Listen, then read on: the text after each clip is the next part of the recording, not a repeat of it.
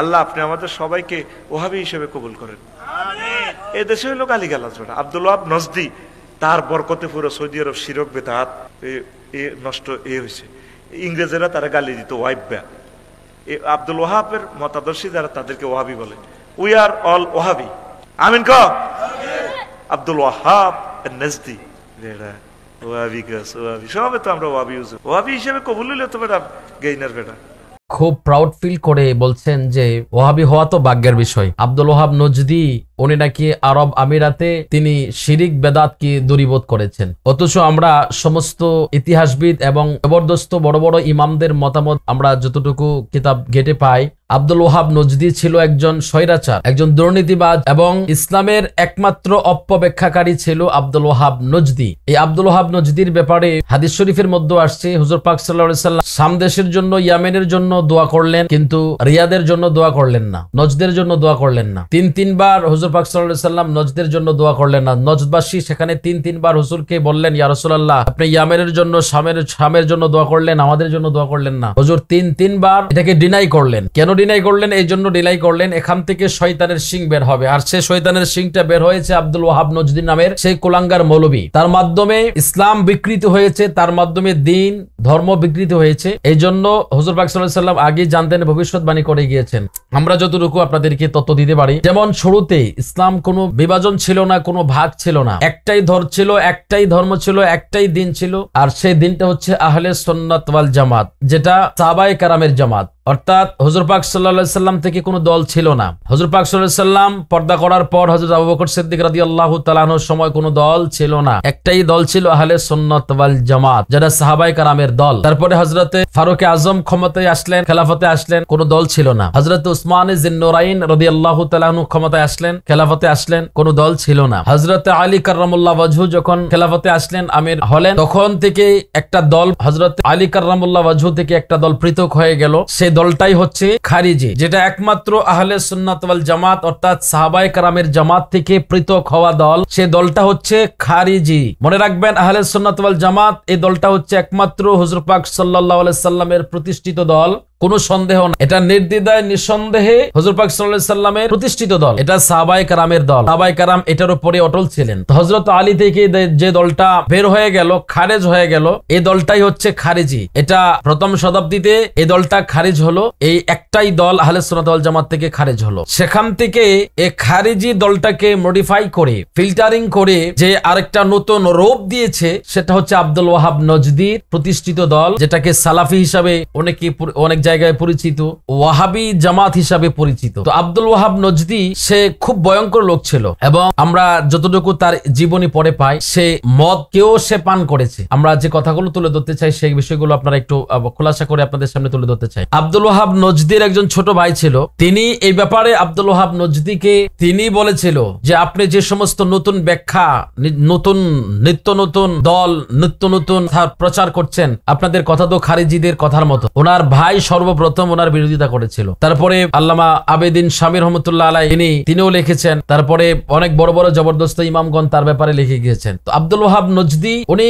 এমন একটা পর্যায়ের লোক ছিল, যিনি দিন ধর্মকে ধ্বংস করার জন্য প্ল্যান পরিকল্পনা করে সে মাঠে নেমেছিল। আর আমার দেশের মুহাদ্দিস তিনি প্রাউড ফিল করে বলছেন যে ওয়াহাবি হওয়া তো ভাগ্যের বিষয়। ভাই, ওয়াহাবি হওয়া ভাগ্যের বিষয় আপনার, এটা আপনার কাছে মনে হলো? আপনি কি তার জীবনীটা পড়েন নাই? আপনি কি তার ইতিহাস দেখেন নাই? এমন একটা বিকৃত লোক, এমন একটা ধ্বংসপ্রাপ্ত একটা মানুষকে আপনি এতটা প্রায়োরিটি দেওয়াটা, এটা আপনার মতো একজন মুহাদ্দিসের এটা মোটেও আপনার মুখ থেকে এই কথাগুলো শোভা পায় না। আব্দুল ওয়াহাব নজদি এই যে নতুন দল, নতুন একটা ধর্ম সে নতুন করে তার মতো করে সে ফিল্টারিং করে এটা মানুষের সামনে প্রচার করেছে। তারপরে তার পরিকল্পনা সফল করার জন্য সে খুব কৌশলে তার মতো করে সে নিজে সুকৌশলে বাদশাহ সৌদকে সে গাইড করতে লাগলো। তার সাথে আন্ডারস্ট্যান্ডিং এতটাই গভীর হয়ে গিয়েছিল, পরবর্তীতে তারা বিআই হয়েছে। বিআই হওয়ার পরে এখন তার একটা মোটামুটি ভালো একটা পাওয়ার হয়ে গেছে, কারণ প্রাইম মিনিস্টার তার বিআই, সে সেই হিসাবে তার একটা মোটামুটি ভালো একটা ক্ষমতা হয়ে গেছে, বিভিন্ন জায়গায় সে ফতোয়া দেওয়া শুরু করেছে।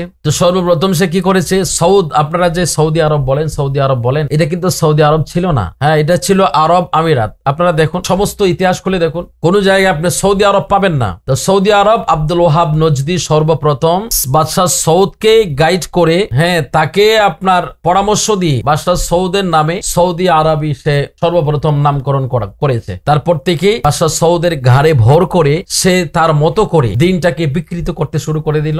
সে ফতোয়া দিল যে সমস্ত মাজার ভেঙে দাও, সমস্ত উঁচু কবর ভেঙে দাও। তো তার কথা অনুযায়ী বাদশাহ সৌদ ফোর্স পাঠাইলো, তার কথা অনুযায়ী, তার দিক নির্দেশনা অনুযায়ী সমস্ত উঁচু কবর সাহাবায়ে কেরামের জিয়ারতের যে স্থানগুলো ছিল সবগুলো বুলডোজার চালিয়ে ভেঙে সবগুলো লেভেল করে দিয়েছে। তারপরে সেখান থেকে সে আবার বলেছে যে নবীর কবরটাকেও সমান করে দেওয়া উচিত, সেখানে মানুষ শিরিক করছে, নাউজুবিল্লাহি মিন যালিক। কিন্তু সে ব্যাপারে সে সফলতা পায় নাই, কারণ সে জানতো যে হুজুর পাক সাল্লাল্লাহু আলাইহি সাল্লামের রওজা শরীফ থেকে হুজুর পাক সাল্লাল্লাহু আলাইহি সাল্লামের দেহ মুবারক চুরি করার জন্য যে ইহুদিরা নিজেদের পরিকল্পনা করেছিল, সেটা আল্লাহ রাসূল সাল্লাল্লাহু আলাইহি সাল্লাম বাদশা নুরউদ্দিন জঙ্গির মাধ্যমে সেটাকে প্রতিহত করেছিল। সেদিকে হাত বাড়ায় নাই। বাকি সমস্ত কবর, বাকি সমস্ত জিয়ারতের জায়গা, সাহাবায়ে কেরামের মাজার শরীফ সমস্ত কিছু ভেঙে সে লেভেল করে দিয়েছে। তাহলে মাজার ভাঙ্গা সর্বপ্রথম চালু করেছে আব্দুল ওয়াহাব নজদি। আর এখন তার অনুসারী যারা বাংলাদেশে রয়েছে আমরা দেখতে পাই যে তারা এই সমস্ত কাজগুলো এখনো জারি রেখেছে। আব্দুল ওয়াহাব নজদির কথাগুলো তারা এখনো জারি রেখেছে। আমি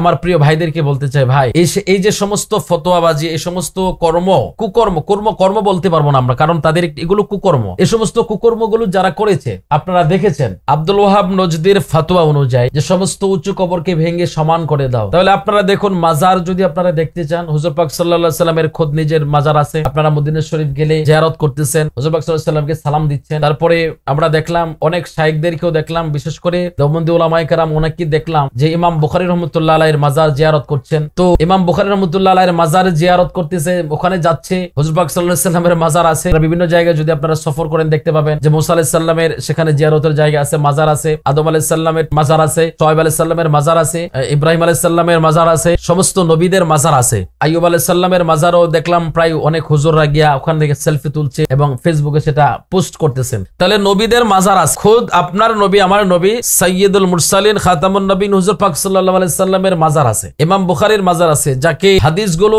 বাংলাদেশ না শুধু সারা ওয়ার্ল্ডে যার হাদিসগুলো নিয়ে মানুষ আলোচনা করে, গবেষণা করে এবং প্রচার করে বিভিন্ন সমস্যার সমাধানের জন্য, বিভিন্ন প্রবলেম হলে সেটা সলিউশন হাদিস থেকে নিয়ে। তো সর্বপ্রথম যেটাকে প্রাধান্য দেয় সেটা বুখারী শরীফ। তো ইমাম বুখারীর মাজার আছে। তো এই সমস্ত মাজারে যেখানে আপনারা যাচ্ছেন দেখতেছেন, ওখানে তো আপনারা বলেন না যে এগুলো ভেঙে সমান করে দাও, বুলডোজার চালিয়ে দাও। হুজুর পাক সাল্লাল্লাহু আলাইহি সাল্লামের খোদ মাজার আছে, সেখানে বুলডোজার চালিয়ে দাও, এই কথা তো বলতে পারবেন না, এই সাহস তো আপনাদের নাই। হ্যাঁ পারেন, যেখানে আপনাদের ক্ষমতা দেখানোর মতো সুযোগ আছে সেখানে আপনারা ক্ষমতা দেখাচ্ছেন। এগুলো তো ভাই ধর্ম না, এগুলো তো ইসলামের কাজ না, এগুলো তো আপনারা দ্বীনের কাজ করতেছেন না, এগুলো তো আপনারা স্বৈরাচারী করতেছেন, আপনারা জিহাদের নাম দিয়ে ফাসাদি করতেছেন, এগুলো তো ফাসাদ। এই সমস্ত ফাসাদ, এই সমস্ত জঙ্গিবাদ, এই সমস্ত উস্কানিমূলক কথাবার্তা, এই সমস্ত কর্ম কে করেছে? সর্বপ্রথম যে কাজগুলো চালু করেছে সে হচ্ছে আব্দুল ওয়াহাব নজদি। সে আব্দুল ওয়াহাব নজদি অনুসারী যারা, তাদেরকে সংক্ষেপে নাম দেওয়া হয়েছে ওয়াহাবি, অর্থাৎ আব্দুল ওয়াহাব থেকে ওয়াহাবি। এটা আপনারা বা আপনাদেরকে ভুল ব্যাখ্যা দেবে, বলবে এটা আল্লাহর একটা ওয়াহাব নামে, একটা আল্লাহর একটা গুণগত নাম আছে ওয়াহাব, এটা আল্লাহর একটা নাম, তো সে ওয়াহাব থেকে ওয়াহাবি না। এটা আপনারা মোটেও মনে করবেন না যে এটা ওই নাম থেকে এই জামাতের নাম আসে নাই। মূলত জামাতের নাম আসছে আব্দুল ওয়াহাব নজদি। এটা আব্দুল ওয়াহাব নজদি থেকে এটার সংক্ষিপ্ত রূপ দেওয়া হয়েছে ওয়াহাবি, অর্থাৎ যেটা আব্দুল ওয়াহাব নজদির প্রতিষ্ঠিত দল, সে দলটা হচ্ছে ওয়াহাবি জামাত। এটাকে আবার মডিফাই করে, ফিল্টারিং করে, এটাকে আবার সালাফি বিভিন্ন নামে পরিচিত, বিভিন্ন দেশের মধ্যে এটা প্রচলিত হচ্ছে। এখন আমি আপনাদেরকে বলতে চাই যে এমন একটা বিতর্কিত মানুষ, এমন একটা লোক যে কিনা সাহাবায়ে কেরামের মাজার ভাঙার জন্য ফতোয়া দিয়েছে, বিভিন্ন ইসলামের মধ্যে নিত্য নতুন ফতোয়া সে চালু করেছে, যার ভাই বিরোধিতা করেছে যে আপনি যে সমস্ত ফতোয়া দিচ্ছেন, যে সমস্ত মাসালা বলছেন, এই সমস্ত মাসালা তো এগুলো খারেজিদের লক্ষণ, এই সমস্ত মাসালা আপনি বলবেন না। অথচ আমার দেশের মুহাদ্দিস, আমার দেশের আলেম, তিনিরা পাওয়ারফুল করে বলছেন যে ওহাবি হওয়া ভাগ্যের বিষয়। আব্দুল ওয়াহাব নজদি তিনি আরব দেশকে শিরক মুক্ত করেছেন। এটা পাগলকে বোঝাচ্ছেন আপনারা। এই সমস্ত কথাবার্তা বন্ধ করুন, এই সমস্ত গাজাখড়ি বক্তব্য দেওয়া বন্ধ করুন। আপনাদের মতো এই সমস্ত আপনাদের মতো ভণ্ড আলেমদের কারণে এই দিন ধর্ম বিকৃত হয়ে গেছে, ধর্মটাকে আপনারা টুকরা টুকরা করে ফেলেছে। এই সমস্ত বক্তব্য দেওয়া বন্ধ করুন। আমার প্রিয় ভাইদেরকে বলবো, আব্দুল ওয়াহাব নজদি ওয়াহাবি জামাত এটা হচ্ছে একটা অভিশপ্ত জামাত, এটা একটা অভিশপ্ত দল। এই ব্যাপারে কোনো সন্দেহ নাই। বড় বড় ইমামগণও এই ব্যাপারে মুখ খুলেছেন, স্পষ্ট করেছেন।